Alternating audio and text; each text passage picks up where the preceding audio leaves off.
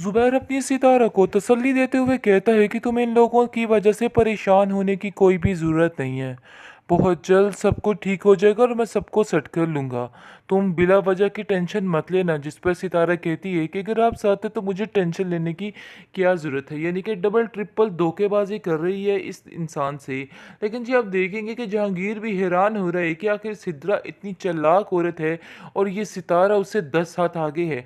इन सब चीज़ों का उसको अंदाज़ा होता जा रहा है। इसलिए अब वो कहता है कि मुझे समझ नहीं आ रही कि आखिर ज़ुबैर इतना सादा बंदा है, कैसे आपके साथ एडजस्ट कर पाता है? यानी कि पूरे तरीके से हर चीज़ को हैंडल करने की कोशिश की जा रही है। दूसरी तरफ आप देखेंगे कि सितारा जो है ज़ीनत को कहती है कि मुझे समझ नहीं आती कि ये सब कुछ करके तुम्हें क्या करने मिलने वाला है? ऐसा कुछ भी नहीं मिलेगा। जिसको सुनकर वो कहती है कि मेरे पास और कोई रास्ता नहीं है, इसलिए मुझे ये सब कुछ ही करना है। बहरहाल उसको कहती है कि तुम मेरे बच्चों की पढ़ाई के मामले में क्यों बोलती हो? मुझे इस चीज़ की समझ नहीं आती। मैं अगर तुम्हारे मामलात में इंटरफेयर नहीं करना चाहती तो तुम्हें भी मेरे बच्चों की स्टडी के मामले में कुछ भी नहीं बोलना चाहिए। अगर वो पढ़ रहे हैं तो उनको पढ़ने दो। आगे से आप देखेंगे कि ज़ुबैर भी साफ-साफ कहता है कि नहीं, अब ये बच्चे बहुत लायक हो चुके हैं, यानी कि काबिलियत इनमें है, इसलिए इन्हें आगे बढ़ना चाहिए।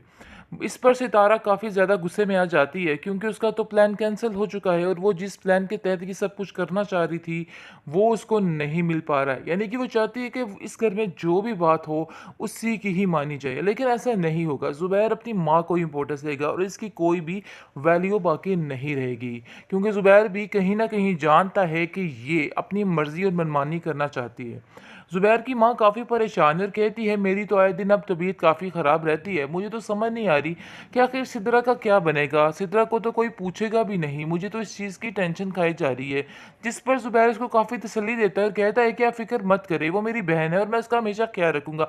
आपको टेंशन लेने की कोई भी ज़रूरत नहीं है और सितारा की वजह से तो बिल्कुल भी परेशान मत होइएगा क्योंकि मुझे पता है कि मुझे इसे किस तरीके से हैंडल करना है। इसलिए टेंशन लेने से आपकी सिर्फ़ और सिर्फ़ तबीयत ख़राब हो सकती है, इसके अलावा और कुछ भी नहीं हो सकता मैंने है। कभी भी तुम्हारे साथ कुछ बुरा नहीं किया, लेकिन पता नहीं क्यों तुम्हारे दिमाग पे सिर्फ़ और सिर्फ़ एक ही बात सवार है कि तुमने मेरी ज़िंदगी को तबाह करना है। ज़ीनत कहती है कि मुझे किसी की बातों से कोई फ़र्क पड़ता नहीं है, ना ही कोई लेना-देना है। लेकिन ज़ीनत अभी नहीं जानती है कि उसकी बेटी के साथ ही क्या तमाशा किया जा रहा है और ये जहांगीर इस हद तक गिर गया है कि कुछ भी करने को तैयार है। वो सितारा के साथ ये देख के काफ़ी हैरान है और सितारा को मना भी करती है। कहती सितारा तुम जो कुछ कर रही हो ना वो सरासर गलत है। मैं तुम्हें बार बार समझाने की कोशिश कर रही हूँ कि इस तरह की हरकतें करके सिर्फ अपने आप को नुकसान पहुँचाओगी, इसके अलावा और कुछ भी नहीं करोगी। लेकिन ये दूसरी तरफ शादी करने की तैयारी में है असलम भी, और वो भी बहुत बेचैन और उतावला हो चुका है और बार बार आकर ज़ुबैर को कहता है कि ज़ुबैर भाई मेरी दूसरी शादी करवा दीजिए। मुझे ऐसा लगता है कि मुझे यहाँ पे सुकून नहीं मिलने वाला। आप देखिए ना अपनी ज़िंदगी में किस कदर खुश हैं और मुझे कभी देखिए कि मैं अपनी ज़िंदगी में कितना उदास हूँ। न जाने क्या-क्या बर्दाश्त करना पड़ता है मुझे, क्या-क्या देखना पड़ता है। अगर आप ये देखें तो आपको अंदाज़ा हो कि आखिर क्या से क्या हो रहा है। जिसको सुनकर आप देखेंगे कि वो असलम को कहता है कि अरे भई देखता हूँ, बहुत जल्द तुम्हारे भी सारे मसले हल करता हूँ, इसलिए बिल्कुल भी परेशान मत हो, सब कुछ ठीक हो जाएगा। आगे से आप देखेंगे कि ज़ुबैर इसको काफ़ी तसल्ली देता है।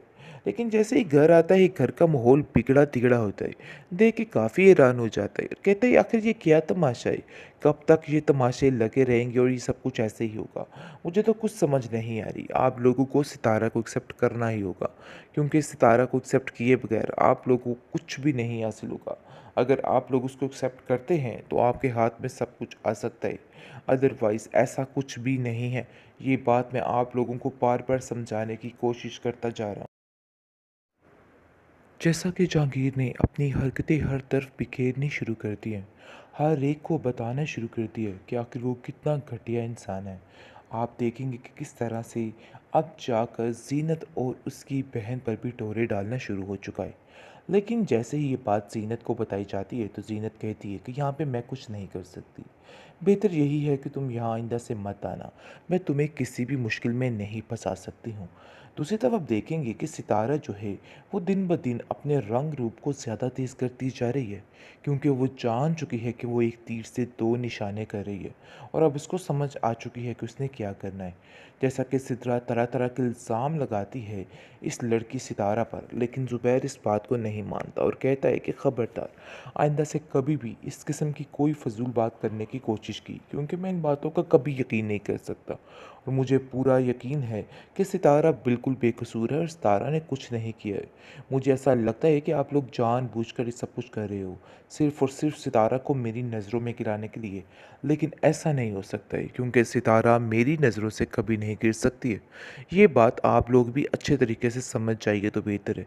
लेकिन जी आप देखेंगे कि ज़ुबैर का दिल इस तरीके से जीत लिया है कि उसको और कोई नज़र ही नहीं आता है। लेकिन ये बात सिद्रा को बर्दाश्त नहीं है कि ये सब कुछ क्या हो रहा है। आप देखेंगे कि वो ज़ीनत को कहती है कि अरे आप ही कुछ आगे होके कर लीजिए करें। मुझे तो समझ नहीं आती कि किस किस्म की औरत है। सारा कुछ छोड़-छड़ा कर सिर्फ़ और सिर्फ़ सितारा पे छोड़ दिया है। मुझे तो ऐसा लगता है कि आपको कोई फ़िक्र ही नहीं है कि ज़ुबैर आपके साथ नहीं है।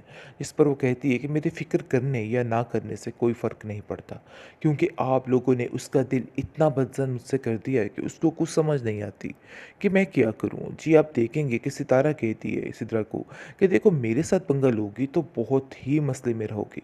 सारी ज़िंदगी तुम्हारी बवाल करके रख दूँगी। मैं ऐसा नहीं चाहती हूँ, लेकिन तुम मुझे मजबूर कर रही हो कि मैं ये सब कुछ करूँ। लेकिन यकीन मानो मैं ऐसा नहीं चाहती हूँ। आगे से आप देखेंगे कि वो कहती है कि आखिर तुम्हें समझ क्यों नहीं आ रही?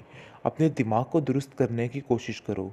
मैंने कभी भी तुम्हारे साथ कुछ बुरा नहीं किया, लेकिन पता नहीं क्यों तुम्हारे दिमाग पे सिर्फ़ और सिर्फ़ एक ही बात सवार है कि तुमने मेरी ज़िंदगी को तबाह करना है। ज़ीनत कहती है कि मुझे किसी की बातों से कोई फ़र्क पड़ता नहीं है, ना ही कोई लेना-देना है। लेकिन ज़ीनत अभी नहीं जानती है कि उसकी बेटी के साथ ही क्या तमाशा किया जा रहा है और ये जहांगीर इस हद तक गिर गया है कि कुछ भी करने को तैयार है। वो सितारा के साथ ये देख के काफ़ी हैरान है और सितारा को मना भी करती है। कहती सितारा तुम जो कुछ कर रही हो ना वो सरासर गलत है। मैं तुम्हें बार-बार समझाने की कोशिश कर रही हूँ कि इस तरह की हरकतें करके सिर्फ़ अपने आप को नुकसान पहुँचाओगी। इसके अलावा और कुछ भी नहीं करोगी। लेकिन ये दूसरी तरफ शादी करने की तैयारी में है असलम भी, और वो भी बहुत बेचैन और उतावला हो चुका है और बार-बार आकर ज़ुबैर को कहता है कि ज़ुबैर भाई मेरी दूसरी शादी करवा दीजिए। मुझे ऐसा लगता है कि मुझे यहाँ पे सुकून नहीं मिलने वाला। आप देखिए ना अपनी ज़िंदगी में किस कदर खुश हैं और मुझे कभी देखिए कि मैं अपनी ज़िंदगी में कितना उदास हूँ। न जाने क्या-क्या बर्दाश्त करना पड़ता है मुझे, क्या-क्या देखना पड़ता है। अगर आप ये देखें तो आपको अंदाज़ा हो कि आखिर क्या से क्या हो रहा है। जिसको सुनकर आप देखेंगे कि वो असलम को कहता है कि अरे भाई देखता हूँ, बहुत जल्द तुम्हारे भी सारे मसले हल करता हूँ, इसलिए बिल्कुल भी परेशान मत हो, सब कुछ ठीक हो जाएगा। आगे से आप देखेंगे कि ज़ुबैर इसको काफ़ी तसल्ली देता है। लेकिन जैसे ही घर आता है घर का माहौल बिगड़ा-तिगड़ा होता है। देख के काफ़ी हैरान हो जाता है। कहता है आखिर ये क्या तमाशा है? कब तक ये तमाशे लगे रहेंगे और ये सब कुछ ऐसे ही होगा? मुझे तो कुछ समझ नहीं आ रही। आप लोगों को सितारा को एक्सेप्ट करना ही होगा, क्योंकि सितारा को एक्सेप्ट किए बगैर आप लोगों को कुछ भी नहीं हासिल होगा। अगर आप लोग उसको एक्सेप्ट करते हैं तो आपके हाथ में सब कुछ आ सकता है, अदरवाइज़ ऐसा कुछ भी नहीं है। ये बात मैं आप लोगों को बार-बार